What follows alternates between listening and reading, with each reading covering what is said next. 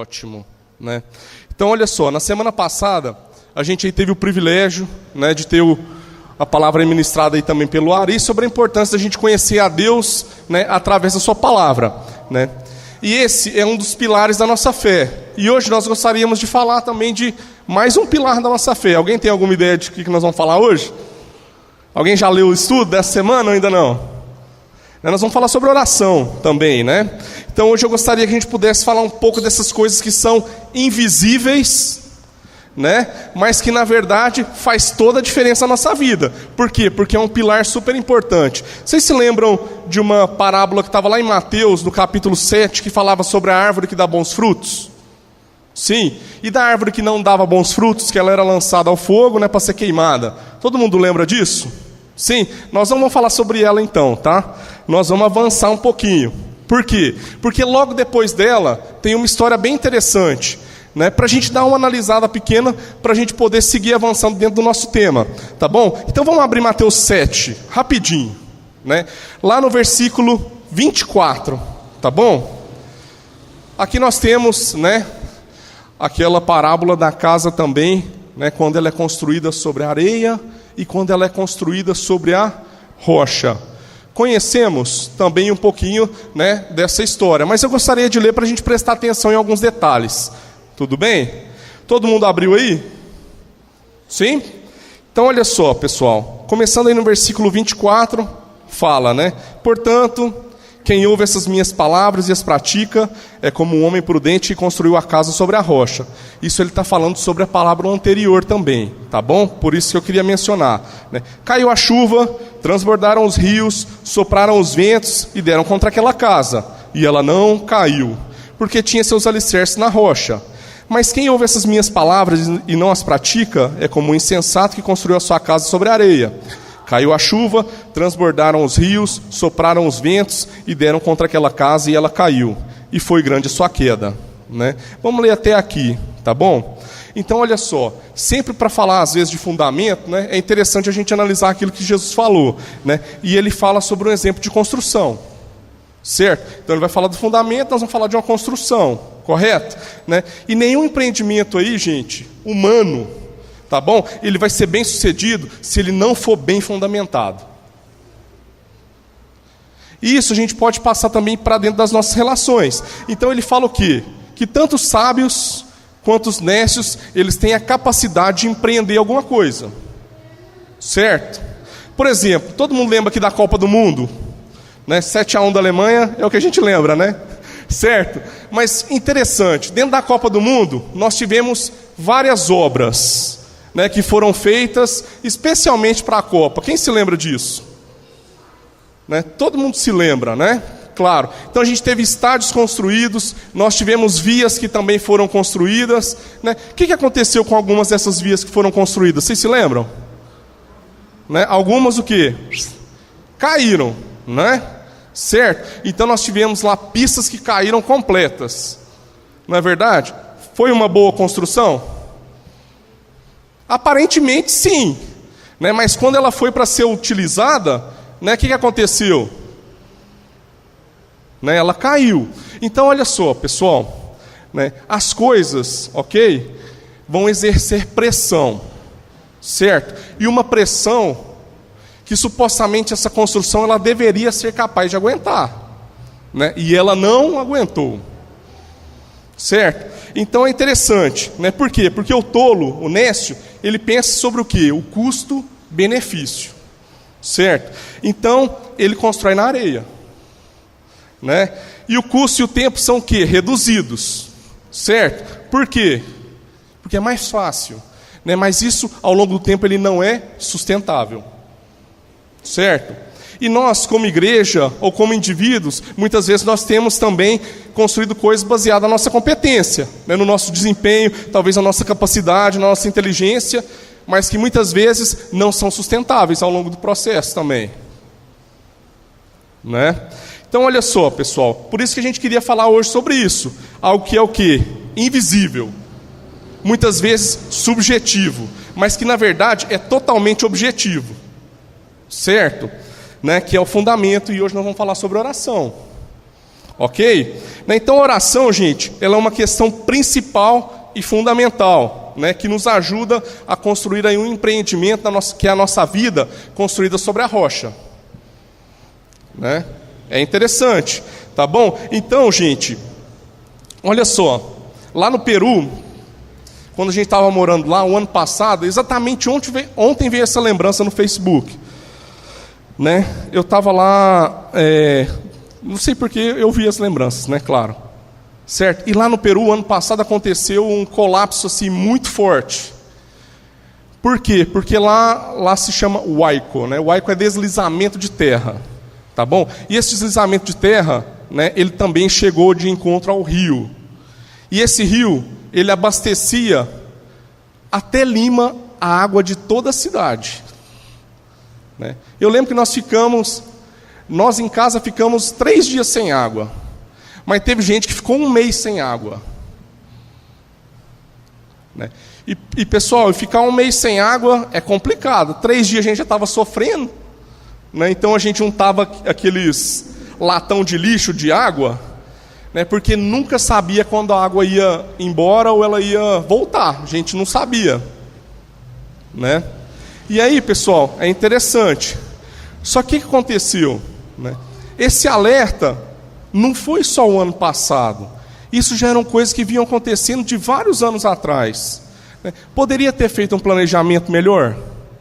Poderia. Foi feito? Não foi. Né? E depois disso, fizeram alguma coisa? Fizeram as emergências. Né? Porque esse ano estava com ameaça novamente, que foi as notícias que nós, até antes de vir para cá, era o que estava acontecendo. Né? Nossa, será que vai acontecer? Será que não vai? As chuvas fortes vão vir, vão derrubar a terra aí de novo? Né? Então, olha só, pessoal, quando as coisas são bem fundamentadas e vêm, ok, as coisas que vão exercer pressão forte, isso não vai cair. Isso não vai ser derrubado. Né? E se a gente, né, também fundamentar a nossa vida na palavra e na oração, quando vier as coisas que vão vir, porque o N falou aqui, né, às vezes a gente compartilha coisas sem perceber, e acha que é de Deus. Né? E a gente conhecendo a verdade, meu irmão, é a partir daí que nós vamos começar a trabalhar. Né? É a partir daí que as coisas vão começar a funcionar. E é a partir daí que nós vamos ter mais estabilidade na nossa vida, no nosso relacionamento com Deus e no nosso relacionamento com as outras pessoas.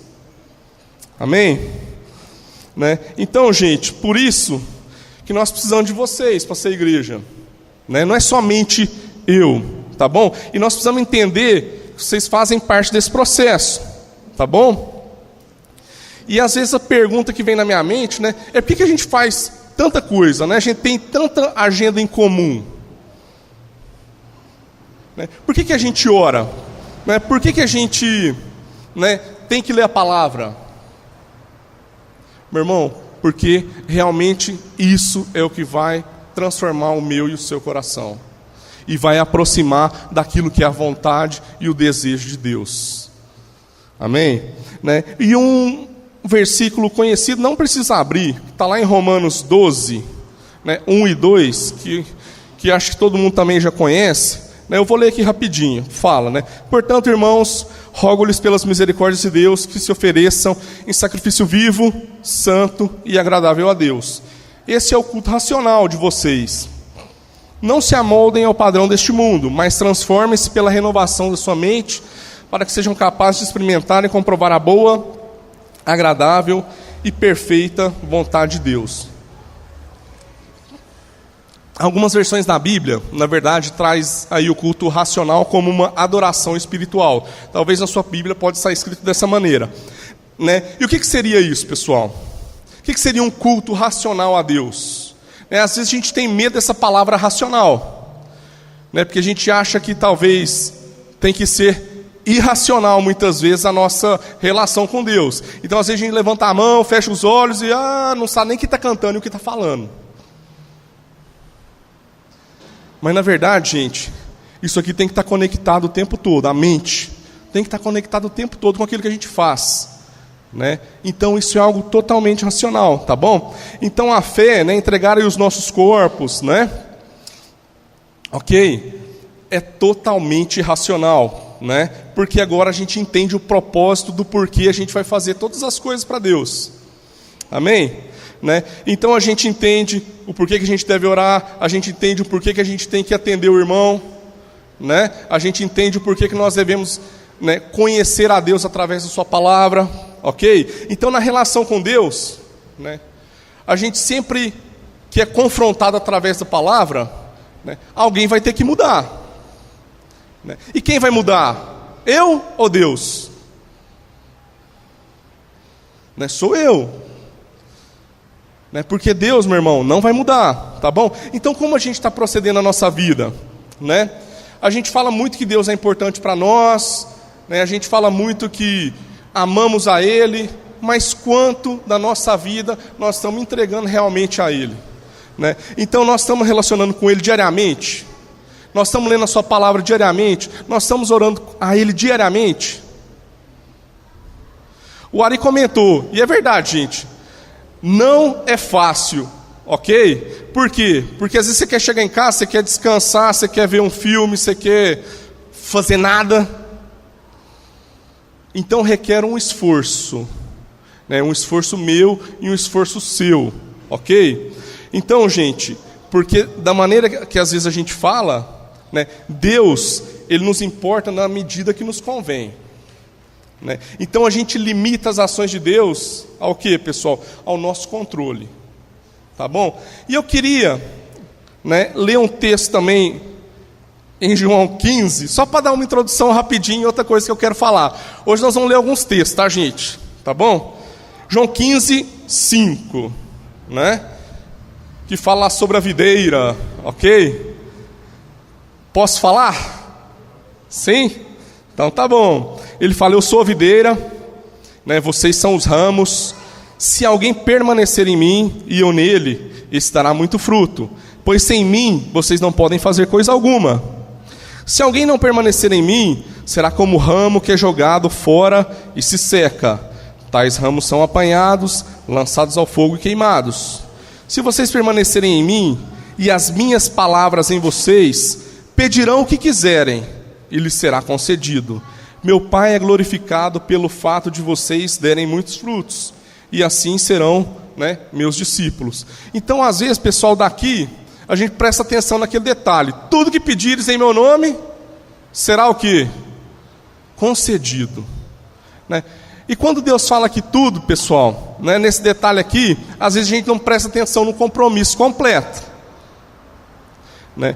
Por quê, pessoal? Quando a gente conhece a vontade do nosso Pai, nós fazemos, né, a vontade dele, já não somos nós quem vivemos, mas quem vive em nós é o Cristo. E assim também como a Ari compartilhou na semana passada, pessoal, nós vamos fazer a vontade de quem? De Deus. Nós vamos estabelecer o reino de quem? De Deus. Não vai ser o reino do Rafael, o reino do Enio, né, do Felipe, vai ser o reino de Deus, meu irmão, né? E olha só, nós vamos analisar dois textos profundamente parecidos, ok? Mas que têm finais diferentes. O livro de Atos, gente, é um livro que realmente ele me confronta muito, né? E Atos, pessoal, no capítulo 12, nós vamos analisar uma primeira história, tá bom? Que está lá no versículo 6, né?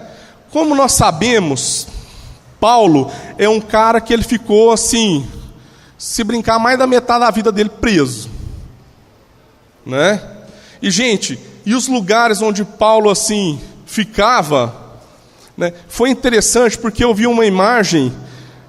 A gente, por exemplo, a gente lê algumas coisas, mas quando você vê uma imagem, às vezes fica gravado, né, na sua mente. Sabe como era o lugar onde Paulo ficava preso? Como eram as prisões? Quando falava da prisão inferior, sabe como era esse lugar? Né? Então, por exemplo, se já tem inferior, ele é onde? Em cima ou embaixo? Ele é embaixo, né? E é interessante. Então, tinha celas em cima e outras embaixo, ok? Né? E nesse ambiente que não tinha muita luminosidade, né, era onde Paulo escreveu a maioria das cartas que nós temos acesso hoje, tá bom? Só que olha só que ambiente, né, agradável. As pessoas que estavam em cima, gente, faziam as suas necessidades. Urinavam, faziam o número 2 e tudo caía lá embaixo. Um lugar bom, né, para ter um relacionamento com Deus, né? Agradável, certo? Então esse era o lugar onde Paulo estava, gente, né? Vamos ler aqui no versículo 6. Fala assim, pessoal, né? Na noite anterior ao dia em que Herodes iria submetê-lo a julgamento, Pedro estava dormindo entre 2 soldados, preso com 2 algemas, e sentinelas montavam a guarda do cárcere. Gente, eu falei de Paulo, mas primeiro eu vou ler o de Pedro, tá? Depois eu leio o de Paulo, tá bom? Certo? Repentinamente apareceu um anjo do Senhor, e a luz brilhou na cela. Ele tocou no lado de Pedro e o acordou. Depressa, levante-se, disse ele. Então as algemas caíram dos punhos de Pedro. O anjo lhe disse, vista-se e calce as sandálias. E Pedro assim fez. Disse-lhe ainda o anjo, põe a capa e siga-me. E saindo Pedro seguiu, não sabendo que era real o que se fazia por meio do anjo, tudo lhe parecia uma visão. Passaram a primeira e a segunda guarda e chegaram ao portão de ferro que dava para a cidade. Esse se abriu por si mesmo para eles e passaram. Tendo saído, caminharam ao longo da rua e de repente o anjo deixou. Então Pedro caiu em si e disse, agora sei, sem nenhuma dúvida, que o Senhor enviou o seu anjo e me libertou das mãos de Herodes e de tudo que o povo judeu esperava. Mas percebendo isso, ele se dirigiu à casa de Maria, mãe de João, também chamando Marcos, né, onde muita gente se havia reunido e estava orando, né. Então aqui, pessoal, Pedro também estava numa prisão, similar, né, àquelas prisões onde estava Paulo. Ok? Nós já vamos ler um outro texto de Paulo aqui, tá bom? Agora olha só que interessante, o que aconteceu aqui? Né? Houve um livramento de Deus, certo? Então aqui Pedro ele estava entendendo, né, da vontade de Deus, que era para ele o quê? Vazar. Certo? Então nesse momento era isso. Ok? Agora vamos analisar a história de Paulo, que está lá em Atos 16, também no versículo 6, tá? Só uns livrinhos aí para frente. Fala assim, certo dia, indo nós para o lugar de oração, encontramos uma escrava que tinha um espírito pelo qual predizia o futuro. Ela ganhava muito dinheiro para os seus senhores com adivinhações.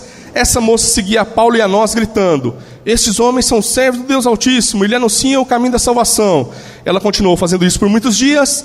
Finalmente Paulo ficou indignado e voltou ao seu espírito, né, e disse, né, em nome de Jesus Cristo eu lhe ordeno que saia dela. No mesmo instante o espírito a deixou. Então aqui Paulo estava libertando ali uma mulher, né, de um espírito.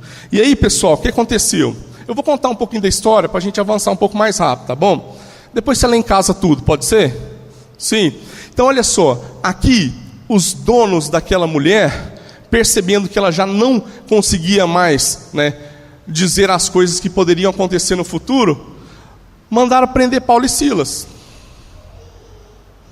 Mandaram prender os dois, né? Olha que interessante, fazendo aí a vontade de Deus, né? Então nós vimos lá no primeiro texto que Pedro foi preso e depois foi liberado. Agora aqui no segundo texto, Paulo foi preso, com Silas ainda. E aí chega perto da meia-noite, né? Depois de receber umas chicotadas, Paulo e Silas, eles estavam cantando e orando a Deus, ok? Então não era só o lugar que era ruim, a situação também estava preta, né? E aí, gente, o que aconteceu? Deus, no seu imenso poder, vem e quebra tudo. Quebra tudo ali, né? Qualquer um de nós já falaria o quê? Não, livramento. Vamos o quê? Vamos embora, né? Mas olha que interessante, pessoal. Eles não foram embora nesse caso. Eles ficaram, né? Por quê? Porque eles conheciam e entendiam qual era a vontade de Deus. Isso só é possível, meu irmão, através do relacionamento com Ele, né? E aqui era um relacionamento direto, porque eles tinham talvez partes da Escritura, que era o Antigo Testamento, e a oração ali direta com Deus. Hoje nós temos Antigo e Novo, né? Nós temos um privilégio de saber como tudo aconteceu, né? Mas aí eles ficaram por quê? Porque o carcereiro, ele estava a ponto de se matar, né? E aí Paulo fala assim, não faça nada, nós estamos todos aqui, ninguém foi embora, nenhum preso foi embora, né? Gente, e isso é muito interessante. Situações similares, finais diferentes. Às vezes, gente, nós vivemos situações similares e queremos fazer pela experiência do que nós já vivemos, sem conhecer a vontade de quem? De Deus. E a vontade dele só é possível a gente conhecer através da palavra e através da oração. Por isso que esse é um pilar super importante e por isso que ele é um pilar muitas vezes invisível, mas que faz toda a diferença no nosso sustento, né? Então, gente, vocês podem ler em casa até o versículo 40, tá bom? E aí, é interessante, porque muitas vezes, daquilo que a gente conhece, talvez de outras experiências que já vivemos, né? A gente ensina, talvez, o povo a salvar quem? A si mesmo. Né? A gente ensina o povo a salvar a sua própria pele. Né? E aqui no relato que a gente vê na Bíblia, né? Deus às vezes está preocupado com quem já conhece, né? Ele está preocupado com quem não conhece muitas vezes, né? Então por isso que às vezes nossas reuniões, né, a gente se reúne e isso faz mais mal do que bem para a cidade, né? Eu estava lembrando de uma coisa que o Paulo Júnior falou, né? Todo mundo conhece Goiânia, né? Pelo menos ouviu falar, né? Ei, Goiânia, né? Sim? Pessoal, quanto da população lá é evangélica? Né? Estima-se, gente, 80% a 90%, se eu não estou equivocado, é isso mesmo, Ari? Cristão.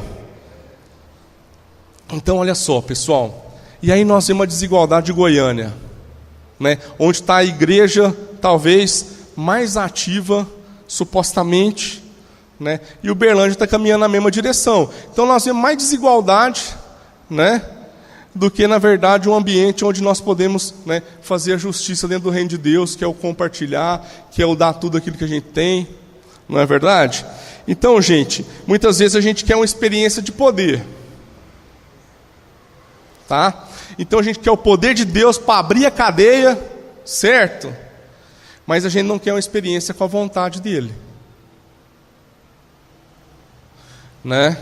Então olha só, como é interessante isso. Então, apesar dali Paulo, talvez Pedro, né, e Silas, que também estava em todos os capítulos que a gente leu aí, né, todos tiveram uma experiência com o poder, mas a parte disso, gente, eles tiveram uma experiência com a vontade de Deus, não ficou só naquilo. Então, gente, muitas vezes nós vamos ver o poder de Deus atuar. Tá bom? Quanto? Não sei. Né? Mas é isso que vai fazer a diferença? Não. Vai fazer a diferença quando a gente entender qual é a vontade dele. E a vontade de Deus, ela está explicitamente, ok? Ligada, né, ao bem dos demais. Explicitamente ligada aos bens dos demais, né? E só podemos compreender isso através dessa relação com o Pai. Ok?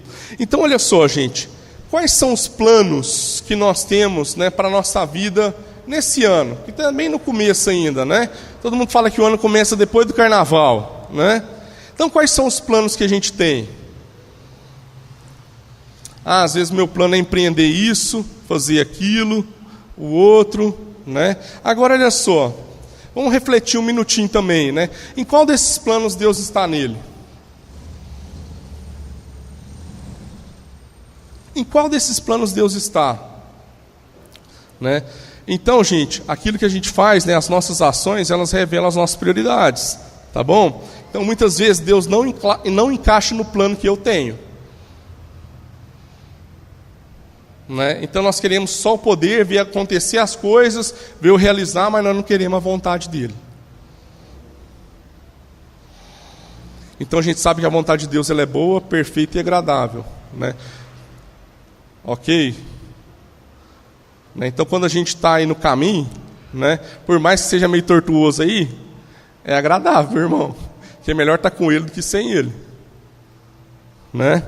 Então, olha só, essa é a grande realidade. E a única maneira da gente mudar isso, gente, é voltar ao básico, né? E o básico é o que, meu irmão? Oração, leitura da palavra, né? Porque olha só, a oração que a gente conhece que tem lá em Mateus 6, né, que é a oração do Pai Nosso, fala assim, né? Venha a nós o teu reino, seja feita a minha, a sua vontade, né? Então, meu irmão, isso é o que vai fazer a diferença, né? Então, vamos ler isso aqui rapidinho, né? Vamos ler lá Mateus 6, 5, tá bom? Para a gente ir finalizando já, caminhar para o final, né? Lá fala assim, pessoal: e quando vocês orarem, né, não sejam como os hipócritas. Eles gostam de ficar orando em pé nas sinagogas e nas esquinas, a fim de serem vistos pelos outros. Eu lhes asseguro que eles já receberam sua plena recompensa. Mas quando você orar, vá ao seu quarto, né, feche a porta e ore a seu pai, que está em secreto. Então seu pai que vê em secreto o recompensará. Por isso muitas vezes nós falamos, gente, que isso, né, não é aqui. O que a gente faz junto bacana, gente, mas vai além do domingo, né? Certo? E olha só, e quando orarem, não fiquem sempre repetindo as mesmas coisas como fazem os pagãos. Eles pensam que por muito falarem serão ouvidos. Não sejam iguais a eles, porque o seu Pai sabe do que vocês precisam, antes mesmo de o pedirem. Então, gente, vocês orem assim: Pai nosso que estás no céu, santificado seja o teu nome, venha o teu reino, né? Seja feita a tua vontade, assim na terra como no céu. Dá-nos hoje o nosso, ok? O nosso pão de cada dia, não é o meu, é o nosso, né? Então muitas vezes nós estamos preocupados com o eu, e a vontade de Deus é o nosso, né? Certo? Perdoa as nossas dívidas assim como nós perdoamos aos nossos devedores. Estamos perdoando os devedores, irmãos? Né? Ou estamos açoitando os devedores? Eu sei que alguns é difícil mesmo, né? Tá bom? Certo? E não nos deixes cair em tentação, mas livra-nos do mal, porque teu é o reino, o poder e a glória para sempre, né? E amém mesmo. Certo, gente? Então olha só, pessoal, quantos querem viver essa intensidade na relação com Deus? Quantos desejam isso profundamente no seu coração, né? E externalizar isso através das ações? Quantos desejam, meus irmãos, né? Eu desejo muito. Sou falho muitas vezes, tá bom? Confesso, né? Sou talvez um dos mais falhos de todos os homens aí, né? Às vezes não. Mas, meu irmão, né? Nós temos que internalizar isso. Isso é todo dia, é uma luta diária, né? Viver aí através da oração e viver através da leitura da palavra. Viver essas coisas invisíveis de maneira aí bem objetiva mesmo. Amém? Quantos querem isso? Né? Vamos orar? Então vamos orar, né? Para que Deus aí tenha misericórdia de nós, né? E Ele renove sobre nós aí, né, cada dia as nossas forças para a gente manter essa relação com Ele. Amém? Deus, em nome de Jesus, Pai, nós queremos Te louvar nessa manhã, Deus. E realmente, Pai, nós queremos mais que uma experiência de poder, nós queremos uma experiência com a Tua vontade, Pai. E sabemos, Deus, que a Tua vontade só é possível ser conhecida, Deus, através de um relacionamento sincero e genuíno contigo, que é através da leitura da Tua palavra e através, Deus, da oração, Pai.